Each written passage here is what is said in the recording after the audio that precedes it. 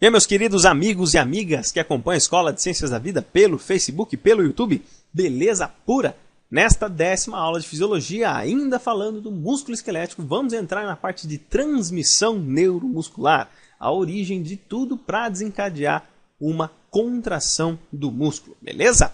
Então nessa aula especificamente eu vou dar uma introdução sobre essa parte de transmissão neuromuscular e vou mostrar a anatomia da placa motora, a acetilcolina e o seu receptor e por fim vou mostrar como discorre um potencial de placa motora para promover aí a contração muscular, coisa que a gente vai ver um acoplamento estação-contração na próxima aula. Bom, então vamos começar aqui falando. Como eu mostrei para vocês, né, nós temos a condição de músculo relaxado e músculo contraído. Na aula passada eu falei que o músculo relaxado para ficar contraído precisa de ATP, isso daí também já falei em outras aulas, mas como o músculo estriado esquelético, ele contrai de acordo com as nossas vontades, o processo de contração do músculo ele deve ser proveniente de uma estimulação do sistema nervoso central. Então, nós temos que desencadear um processo no nosso músculo para promover a contração. E tudo isso é voluntário. E aonde vai iniciar o processo para, no fim das contas, promover a contração é lá na placa motora. E o que seria essa placa motora? A placa motora é uma região que é constituída de uma terminação nervosa acoplada a uma fibra muscular. Então veja, nós temos uma terminação nervosa que é proveniente do sistema nervoso central que vai estar junto com a fibra muscular, que é mais ou menos essa estrutura que vocês observam aí na tela. Então nós temos aqui um neurônio, né? A terminação nervosa aqui do neurônio, o axônio. Nota que esse é um tipo de neurônio mielinizado, então a condução do impulso nervoso nesse neurônio é saltatória, ela é super rápida, né? Nós temos uma série de mitocôndrias aqui nesse terminal nervoso. Temos vários grânulos neurotransmissores, que eu vou mostrar para vocês já já isso daqui, né? E nós temos a membrana pós-sináptica, que é o sarcolema aqui da célula muscular. E nós temos diversas regiões onde temos muitas mitocôndrias também na fibra muscular, aqui é a miofibrila. E neste processo aqui, nessa terminação nervosa, é onde vai acontecer a sinalização para promover a despolarização da fibra muscular para que ela contraia. Se a gente der um zoom aqui nessa regiãozinha aqui, onde a gente tem essas alças aqui, esses grânulos, nós vamos ver isso daqui. Então nós temos essas vesículas que contêm uma série de neurotransmissores, que eu vou explicar para vocês já já qual é, né? Essa região aqui da barra densa que vai fazer uma invaginação para permitir que essas vesículas se fundam aqui com a membrana terminal do axiônio e libere este neurotransmissor para a fenda subneural, que é essa região aqui. E nessa fenda subneural, olha só, nós temos receptores de acetilcolina e canais de sódio controlados por voltagem. E aqui também, na região do axiônio, nós temos canais de cálcio, que permite a entrada do cálcio, que vai promover a mobilização dessas vesículas para que elas sejam fundidas aqui com a membrana terminal do axiônio para liberar essa acetilcolina aqui. Bom, esse neurotransmissor que eu já falei para vocês é a acetilcolina, ela apresenta essa estrutura aqui, ó. Nós temos um grupamento acetil ligado com um grupamento de colina.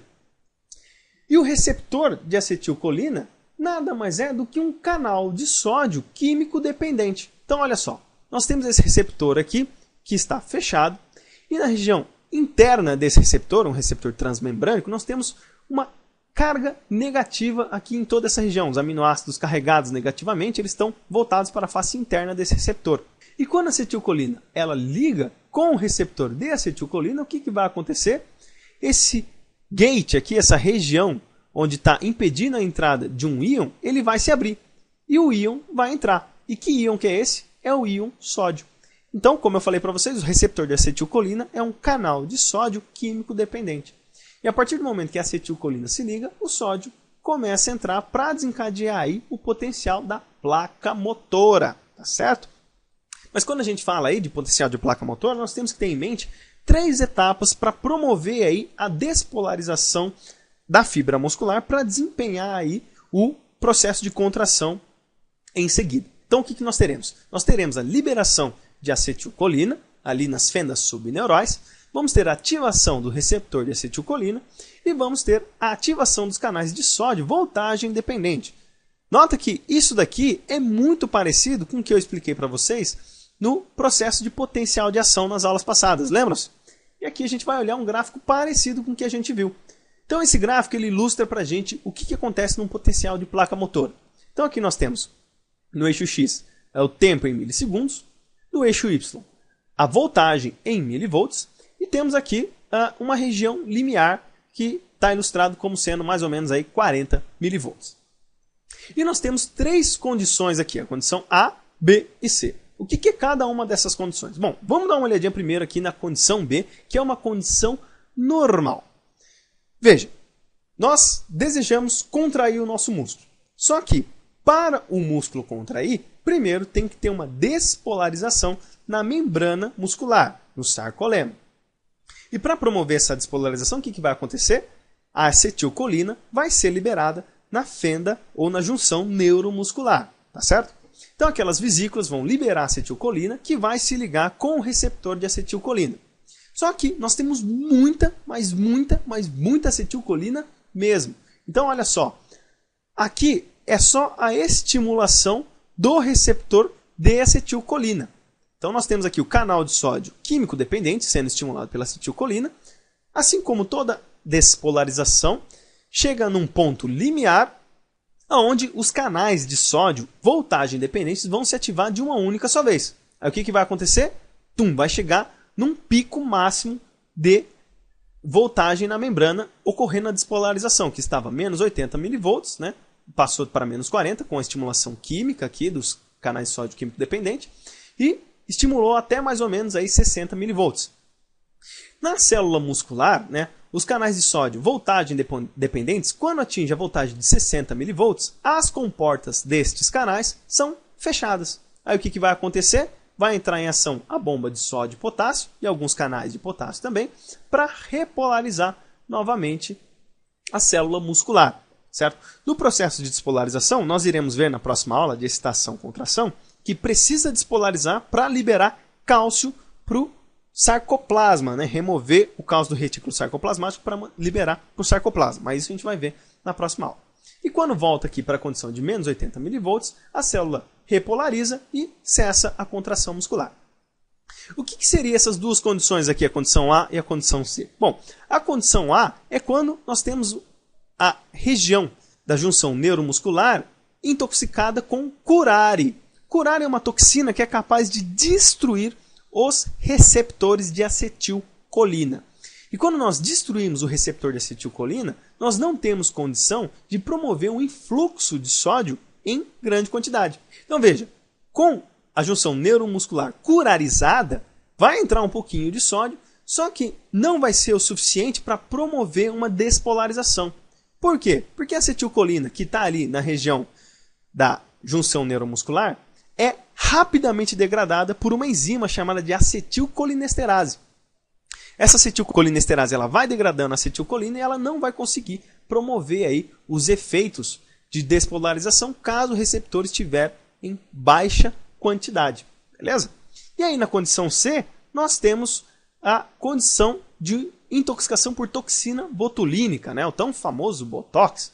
O que vai acontecer? Quando ocorre a intoxicação por toxina botulínica, a liberação da acetilcolínica no terminal axônico na região neuromuscular não vai acontecer. Então você vê que a amplitude aqui da despolarização da célula é muito pequena.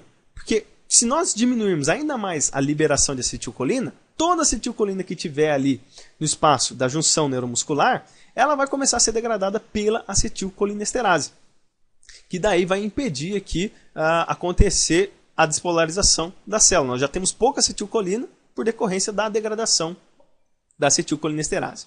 Mas aí você me pergunta, mas nessa condição B, nós não temos a acetilcolinesterase funcionando? Sim, nós temos a acetilcolinesterase funcionando e funcionando para valer. Só que numa condição normal, nós temos uma liberação extremamente elevada que compensa a degradação pela acetilcolinesterase. Então nós temos uma quantidade muito alta de acetilcolina na região da fenda neuromuscular, tá certo? E temos bastante receptores de acetilcolina. Então eles vão se ligar aqui e vão promover essa despolarização da célula muscular. E aí vai acontecer a contração muscular, que nós vamos ver aí na próxima aula a questão de acoplamento, excitação, contração. Beleza? Então essa aula foi isso, essa foi a referência que eu utilizei. Espero que vocês tenham gostado. Se vocês gostaram, peço que deem um joinha. Me ajudem a compartilhar o vídeo aí. Quanto mais vocês fizerem isso, mais o YouTube me enxerga, mais ele me ajuda a divulgar os meus vídeos e mais pessoas serão beneficiadas com as aulas. E se vocês quiserem participar, se inscrevam aqui no canal do YouTube e podem se inscrever também na página, no grupo da Escola de Ciências da Vida, lá no Facebook. Se vocês quiserem me adicionar no meu Facebook pessoal também pode. Todas as informações estão no descritivo do vídeo, beleza? Então é isso aí, pessoal. Forte abraço, fiquem todos com Deus e até o próximo vídeo.